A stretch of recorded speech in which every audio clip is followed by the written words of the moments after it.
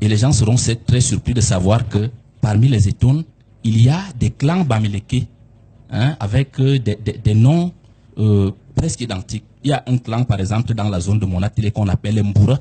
Mboura, en réalité, c'est un hameau des Mbouda qui s'est détaché pour venir se domicilier, pour se sédentariser dans le département de la Léquier. On peut prendre des exemples comme cela dans ce qu'on appelle le Grand Sawa. Le Grand Sawa qui va... Allons-y, parce que ça paraît intéressant. Oui, le Grand Sawa qui s'étend pratiquement sur 5 régions. Le littoral, il est évident que dans le littoral, il n'y a que les Sawa. Dans le sud-ouest, vous avez Idabato, Mundemba, vous avez la zone de Manfé. Ça, c'est le sud-ouest. L'ouest, vous avez Sanchou, Kekem, et surtout Banganté, parce que l'ancêtre éponyme, l'ancêtre fondateur des Banganté s'appelle Kembedi. Kembedi est effectivement Sawa. Donc, les Banganté ont un sang de Sawa qui coule dans leurs veines. On part dans le sud, on prend les fonds de Zoétélé. Oui, vous verrez que leur ancêtre éponyme s'appelait Fongo. Lui-même qui a été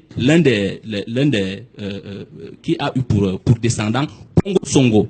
Pongo Songo qui est l'ancêtre éponyme des Pongo qui sont dans la zone de Dibombari. Donc, vous voyez, on a déjà le sud, le centre, on a l'ouest. On peut prendre également des exemples dans la dynastie Tikar. Lorsqu'on vous parle des Tikar, par exemple, oui. les Tikar forment une diaspora, c'est-à-dire au sens de dispersion, qui s'étend pratiquement dans 4 régions. On a la Damawa, Bankim, on a l'ouest du Cameroun, pratiquement une bonne partie des chefferies des glaces de l'ouest, on a le nord-ouest et on a le centre. Illustration. La femme qui fonde le peuple Tika est Mboum, elle s'appelle Wouten. Mboum, les Mboum de la Damawa. Il se détache donc de ce hameau pour venir se domicilier, à Bankim. Et à Bankim, il y aura également un hameau qui va se détacher, qui sera conduit par Mbé. Mbé était l'aîné, il avait 2 frères, il avait un frère et une sœur. Le frère s'appelait Charéen et la sœur s'appelait Ngonso. Mbé viendra donc créer les chefferies Tinka de la région du centre, de l'actuelle région du centre. Charéen, lui, il va remonter pour créer la chefferie Tika de Fumban.